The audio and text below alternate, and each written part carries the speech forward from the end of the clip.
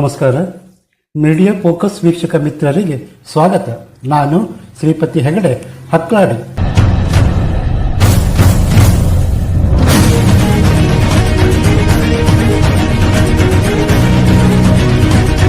ಪಾಕಿಸ್ತಾನ ಭಾರತ ಯುದ್ಧ ವಿಮಾನ ಹೊಡೆದು ಹಾಕಿದ್ದೀವಿ ಅಂದರೆ ಅಚ್ಚರಿಯೂ ಅಲ್ಲ, ವಿಶೇಷವೂ ಅಲ್ಲ. ಅದು ಶತ್ರು ರಾಷ್ಟ್ರ. ಅದರ ಪಾಡಿಗದು ಹೇಳಿಕೊಂಡರೂ ಸುಳ್ಳಲ್ಲೇ ಸೌದು ಕಟ್ಟುವ ದೇಶ ಎನ್ನುವುದು ವಿಶ್ವಕ್ಕೆ ಗೊತ್ತು. ಉಗ್ರರ ಸಾಕಿ ಸಲಹುವ, ಟೆರರಿಗೆ ಆಶ್ರಯ ಕೊಟ್ಟು ಸಾಕುವ ಪಾಕಲ್ಲಿ ಭಯೋತ್ಪಾದಕರು ಅಂದರೆ ಹಾಗಂದ್ರೇನು ಅಂತ ಕೇಳ್ತಿಲ್ವೇ? ಆದರೆ ಭಾರತೀಯರೇ ಪಾಕ್ ಹಾಗೆ ರಾಫೇಲ್ ಡೌನ್ ಲೆಕ್ಕ ಕೇಳಿದರೆ ಇನ್ನು ಭಾರತದ CDS ಜೆಟ್ ಡೌನ್ ಆಗಿದೆ ಎಂದಿರೋದು ನಿದ್ದೆ ಮಂಪರಲ್ಲಿದ್ದವನಿಗೆ ಎಲ್ಲಿ ಬಿದ್ದುಕೊಂಡು ನಿದ್ದೆ ಬರುತ್ತೆ ಅನ್ನೋರಿಗೆ ಹಾಸಿಗೆ ಹಾಸಿಕೊಟ್ಟಷ್ಟು ಎಷ್ಟು ಖುಷಿಯಾಗುತ್ತೋ ಅಷ್ಟು. ಈ ಎಲ್ಲ ಅಪಸವ್ಯಗಳ ನಡುವೆ ಭಾರತದ ಬುಲೆಟ್ ಟ್ರೈನ್ ಸದ್ದಿಲ್ಲದೆ ಪ್ರಯೋಗಯಾನ ಆರಂಭಿಸಿರೋದು ಸೈಡ್ ವಿಂಗಿಗೆ. ಯುದ್ಧ ವಿಮಾನ ಹೊಡೆದು ಹಾಕಿದ್ದೆಷ್ಟು ಅಂತ ಕೇಳೋರು ಯಾವತ್ತಾದರೂ ಪಾಕ್ ನೆಲದಲ್ಲಿ ನಡೆಸಿದ ದಾಳಿ ಕುರಿತು ಎಲ್ಲಾದರೂ ಮಾತಾಡಿದಾರ? Air base, drone, jet, air dome ಕುರಿತು ತುಟಿ ಬಿಚ್ಚಿದ್ದುಂಟ. ಇನ್ನು ಭಾರತದ ವಿರುದ್ಧ ವಿಷ ಕಕ್ಕುವ ಮಾಧ್ಯಮಗಳು, ಪತ್ರಕರ್ತರು ರಾಫೇಲ್ ವಿಮಾನ ಎಷ್ಟು ನಷ್ಟ ಆಗಿದೆ ಅಂತ ಕಿರಿಚಿದ್ದು ಬಿಟ್ಟರೆ ಎಲ್ಲಾದರೂ ಪಾಕಿಸ್ತಾನಕ್ಕಾದ ಮುಖಭಂಗದ ಕುರಿತು ಮಾತನಾಡಿದ್ದು ಕೇಳಿದ್ದೀರ? ಇನ್ನು ಪಾಕಿಸ್ತಾನ ಪ್ರಧಾನಿಯೇ ಬ್ರಹ್ಮೋಸ್ ದಾಳಿ ಮಾಡ್ತು ಎಲ್ಲ ಉಡಾಯಿಸಿದ್ರು ಅಂದರೆ ಮತ್ತೆ ಕೆದಕಿ ಕೇಳೋದು ನೋಡಿದರೆ ಯಾವುದೋ ಒಂದು ವಿಷಯ ಮುಂದಿಟ್ಕೊಂಡು ಪದೇ ಪದೇ ಕೆದಕ್ತಾರೆ ಅಂದರೆ ಅದರ ಹಿಂದೆ ದುರುದ್ದೇಶ ಇದೆ ಅಂತಲೇ ಅರ್ಥ. ಬ್ಲೂಮ್ಬರ್ಗ್ ಸಂದರ್ಶನದಲ್ಲಿ CDS ಭಾರತದ ಜೆಟ್ ಡೌನ್ ಆಗಿದ್ದು ಒಪ್ಪಿಕೊಂಡಿದ್ದು ವಿರೋಧಿಗಳಿಗೆ ತುಪ್ಪದಲ್ಲಿ ಹೋಳಿಗೆ ಅದ್ದಿ ಬಾಯಿಗಿಟ್ಟಷ್ಟು ಖುಷಿ. ರಾಷ್ಟ್ರೀಯ ಕಾಂಗ್ರೆಸ್ ಶಾಡೋ ಅಧ್ಯಕ್ಷ ಖರ್ಗೆ ಇನ್ನೆಷ್ಟು ಸತ್ಯ ಮುಚ್ಚಿಟ್ಟಿದ್ದೀರಿ ಅಂತಿದ್ದಾರೆ. ಇವರಿಗೆ ಜೆಟ್ ಡೌನ್ ಕಿಲ್ಲಿಂಗ್ ಚೈನ್ ಗೊತ್ತಿಲ್ಲದಿದ್ದರೆ ಗೂಗಲ್ಗೆ ಹೋದರೆ ಎಲ್ಲವೂ ಅಂಗೈಯಲ್ಲಿ. CDS Anil Chauhan jet down ಆಗಿದ್ದು ನಿಜ, ಅದು ಟ್ಯಾಕ್ಟಿಕಲ್ ಮಿಸ್ಟೇಕ್. ಆದರೆ ಆದ ತಪ್ಪು ಸರಿಪಡಿಸಿಕೊಂಡು ನಿಖರ ದಾಳಿ ಮಾಡೋದಕ್ಕೆ ಹೆಲ್ಪ್ ಆಯಿತು ಅಂದಿದ್ದಾರೆ.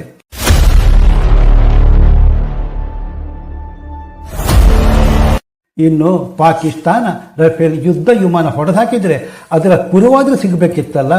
ರಫೇಲ್ ಏನು ಗುಂಡು ಪಿನ್ನ?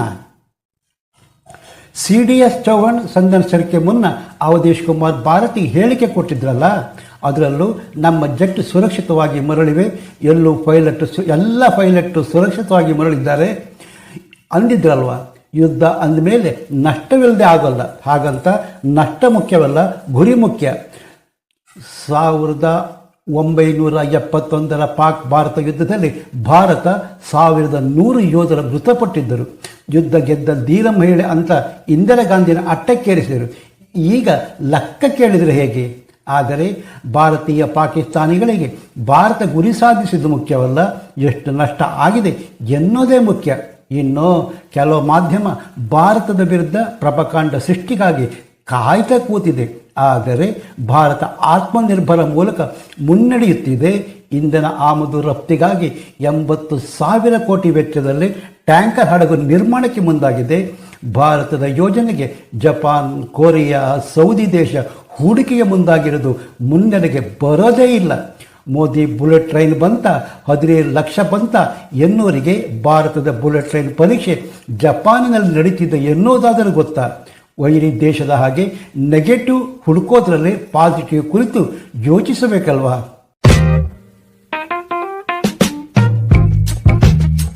ಇನ್ನು CM ಸಿದ್ದರಾಮಯ್ಯ ಪತ್ರಕರ್ತರು ರಾಜ್ಯ ಸಾಲದಲ್ಲಿ ಮುಳುಗಿಸಿದ್ದೀರ ಅಂದರೆ ಏನು ಮೋದಿ ಸಾಲ ಮಾಡಿಲ್ವಾ ಅಂತಾರೆ. ಆದರೆ ಮೋದಿ ಪತ್ನಿ ಪರಿತ್ಯಕ್ತ, ಹಾಗಂತ ಸಿದ್ದರಾಮಯ್ಯ ಹೆಂಡತಿ ಬಿಡೋದು ಹಾಗಿರಲಿ, ಮೂಡ ಸೈಟ್ ಕೊಡಿಸ್ತಾರೆ. ಮೋದಿ ಸಾಲ ಮಾಡಿದರೆ ಅದಕ್ಕೆ ಬದಲಾಗುವ ಭಾರತದ ಚಿತ್ರಣ ಕಣ್ಣು ಮುಂದೆ ಬರುತ್ತೆ. ಆದರೆ ಸಿದ್ದರಾಮಯ್ಯ ಮಾಡಿದ ಸಾಲ ರಾಜ್ಯದ ಚಿತ್ರಣದಲ್ಲಿ ಏನಾದರೂ ಬದಲಾವಣೆ ಆಗಿದೆಯಾ? ಗೆಳೆಯರೇ, ಏಕೆ ಭಾರತದ ಬುಲೆಟ್ ಟ್ರೈನ್ ಜಪಾನ್ನಲ್ಲಿ ಸಿದ್ಧ ಆಗ್ತಾ ಇದೆ? ಪ್ರಯೋಗ ಟೆಸ್ಟ್ ಜಪಾನ್ನಲ್ಲೇ ಏಕೆ ಮಾಡಲಾಗ್ತಾ ಇದೆ? ಮೊದಲು ಎಲ್ಲಿ ಸಂಚಾರ ಆರಂಭಿಸುತ್ತೆ? ಫುಲ್ ಡೀಟೇಲ್ಸ್ ಇಲ್ಲಿದ್ದು ವಿಡಿಯೋ ಸ್ಕಿಪ್ ಮಾಡದೆ ಕೊನೆ ತನಕ ನೋಡಿ. ನೀವು ಬುಲೆಟ್ ಟ್ರೈನ್ ಸಿನಿಮಾ ನೋಡಿದ್ದೀರಾ? ಅಷ್ಟೇ ರೋಚಕ ಭಾರತದಲ್ಲಿ ಸಂಚಾರಕ್ಕೆ ಸಿದ್ಧವಾಗುತ್ತಿರುವ bullet train story twist. Brad Pitt ಓಡಿಸುತ್ತ ಮಾದರಿಯಲ್ಲ, ಆದರೆ ಏರೋಪ್ಲೇನ್ ವೇಗದಲ್ಲಿ ಓಡೋ ರೈಲು ಭಾರತಕ್ಕೆ ಬರ್ತಾ ಇದೆ. ಆದರೆ ಒಂದು ಸ್ಮಾಲ್ ಟ್ವಿಸ್ಟ್ ಇದೆ. ಭಾರತಕ್ಕೆ ಬರುವ ಮೊದಲು ಜಪಾನ್ ದೇಶದ ಹಳಿ ಮೇಲೆ ಪರೀಕ್ಷೆ ಸಂಚಾರ ಆರಂಭಿಸಿದೆ. ಭಾರತದ ಹೈಸ್ಪೀಡ್ ರೈಲು ಯೋಜನೆ ಹೆಸರು ಮುಂಬೈ ಅಹಮದಾಬಾದ್ ಹೈಸ್ಪೀಡ್ ರೈಲ್, ಅಂದರೆ MAHSR ಬುಲೆಟ್ ಎಂದು ಕರೆಯಲಾಗುತ್ತೆ. 2017ರಲ್ಲಿ ಯೋಜನೆ ಘೋಷಣೆ ಮಾಡಿದರೆ 2018ರಲ್ಲಿ ಕಾಮಗಾರಿಗೆ ಚಾಲನೆ, 2030 ಸಂಚಾರ ಆರಂಭಿಸುವ ನಿರೀಕ್ಷೆ. ಮುಂಬೈ, ಥಾಣೆ, ವಪಿ, ಸೂರತ್, ವಡೋದರ, ಅಹಮದಾಬಾದ್ ನಡುವಿನ ಒಟ್ಟು 508 ಕಿಲೋಮೀಟರ್ ದೂರ ಸಾಗಲಿದೆ. ಅದರ ವೇಗ ಎಷ್ಟು ಗೊತ್ತಾ? ಗಂಟೆಗೆ 320 ಕಿಲೋಮೀಟರ್ ಪರ್ ಅವರ್. ಪ್ರಯಾಣ ಸಮಯ ಕೇವಲ 2.07 ನಿಮಿಷ. ಹಿಂದೆ ಇದೇ ಮಾರ್ಗ ಕ್ರಮಿಸಲು ರೈಲು ತೆಗೆದುಕೊಳ್ಳುತ್ತಿರುವ ಸಮಯ 7 ಗಂಟೆ. ಬುಲೆಟ್ ಟ್ರೈನ್ ಜಪಾನಿನಲ್ಲಿ ಏಕೆ ಪರೀಕ್ಷೆ ಮಾಡ್ತಿದ್ದಾರೆ ಅಂದರೆ ಅದು Japan bullet train technology. Japan bullet train technology ಯೋಜನೆಗೆ ತಂತ್ರಜ್ಞಾನ ಸಹಾಯ ನೀಡ್ತಾ ಇದೆ. Often international corporation agency JICA ಮಾರುಕಟ್ಟೆಯ ಪೂರ್ಣ ಪ್ರಾಜೆಕ್ಟ್ ರೂಪಿಸಲಾಗ್ತಾ ಇದೆ. ಹಾಗಾಗಿ ಡಿಸೈನ್ ಮತ್ತು ಪ್ರೋಟೋಟೈಪ್ ಟೆಸ್ಟ್ ಜಪಾನ್ನಲ್ಲಿ ನಡೀತಿದೆ. ನಂತರ ಭಾರತಕ್ಕೆ ಶಿಫ್ಟ್. ಭಾರತದಲ್ಲಿ ರೈಲು ಮಾರ್ಗ ಸಂಪೂರ್ಣ ಆಗಿಲ್ಲ, ತಕ್ಷಣ ಪ್ರಯೋಗ ಮಾಡಲು ಸಮಯ ಬೇಕು. ಹಾಗಾಗಿ ಜಪಾನ್ ರೈಲು ಟ್ರ್ಯಾಕ್ನಲ್ಲಿ ಮೊದಲು ಪ್ರೋಟೋಟೈಪ್ ಟೆಸ್ಟ್ ನಡೀತಿದೆ.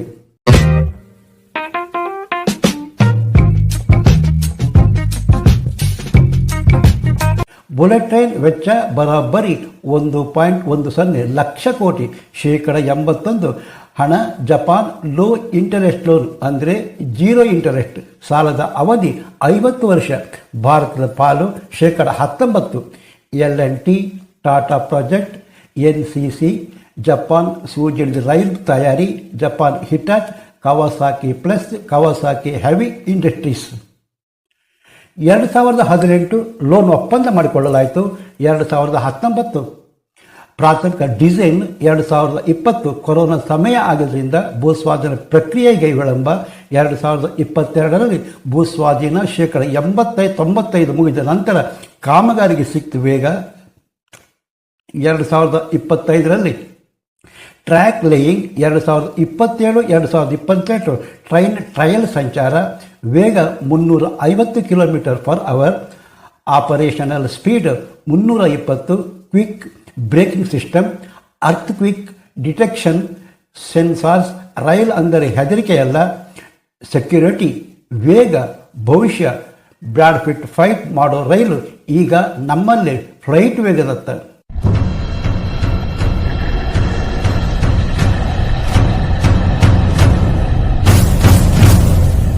ಜಪಾನ್ ಬುಲೆಟ್ ಟ್ರೈನ್ ಭಾರತಕ್ಕೆ ಬರ್ತಾ ಇರುವ ಹಿಂದೆ ರಾಜಕೀಯವೂ ಇದೆ, ಇತಿಹಾಸವೂ ಇದೆ. ಯಾಕೆ ಗೊತ್ತಾ? ಭಾರತದಲ್ಲಿನ ಮೊದಲ ರೈಲು ಓಡಿದ್ದು ಬ್ರಿಟಿಷರ ಕಾಲದಲ್ಲಿ. ಪ್ರಯಾಣಿಕ ರೈಲಿಗಿಂತ ಮೊದಲು ಓಡಿದ್ದು ಗೂಡ್ಸ್ ರೈಲು.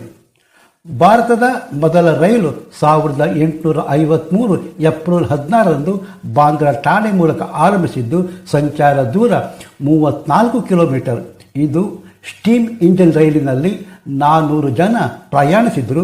ಮೊದಲ goods rail Bombay to Thane ಮಾರ್ಗದಲ್ಲಿ ಸಂಚರಿಸಿತು. ಅತ್ಯಂತ ವೇಗದ ರೈಲು ಹೊಂದಿದ ದೇಶ ಅಂದರೆ China 430, Japan 320, France 300 kilometre per hour speed. ಭಾರತದ ಮೊದಲ ಬುಲೆಟ್ ಟ್ರೈನ್ ಯೋಜನೆಯಾದ ಮುಂಬೈ ಅಹಮದಾಬಾದ್ ಹೈಸ್ಪೀಡ್ ರೈಲು ಮಾರ್ಗದ ನಿರ್ಮಾಣದ ವೇಳೆ ಹಲವು ದುರ್ಘಟನೆ ಕೂಡ ಸಂಭವಿಸಿದೆ. ಕೆಲ ದುರ್ಘಟನೆಯಲ್ಲಿ ಕಾರ್ಮಿಕರು ಪ್ರಾಣ ಕಳೆದುಕೊಂಡಿದ್ದಾರೆ. ಆನಂದ್ ಜಿಲ್ಲೆ ವಸಾದ್ ಗ್ರಾಮದಲ್ಲಿ ನವೆಂಬರ್ 5, 2024ರಲ್ಲಿ ತಾತ್ಕಾಲಿಕ ಸ್ಟೀಲ್ ಮತ್ತು ಕಾಂಕ್ರೀಟ್ ರಚನೆ ಕುಸಿದು 4ರಲ್ಲಿ 3 ಮೃತಪಟ್ಟಿದ್ದು, ಮತ್ತೊಬ್ಬರು ಗಂಭೀರ ಗಾಯಗೊಂಡಿದ್ದರು. ಕರ್ಜನ್, ವಡೋದರ ಜಿಲ್ಲೆಯಲ್ಲಿ ಆಗಸ್ಟ್ 3, 2023 ಗಿರ್ಡರ್ ಲಾಂಚರ್ ಕುಸಿದು ಒಬ್ಬ ಕಾರ್ಮಿಕ ಮೃತಪಟ್ಟು 6 ಮಂದಿ ಪ್ರಾಣಾಪಾಯದಿಂದ ಪಾರಾಗಿದ್ದರು.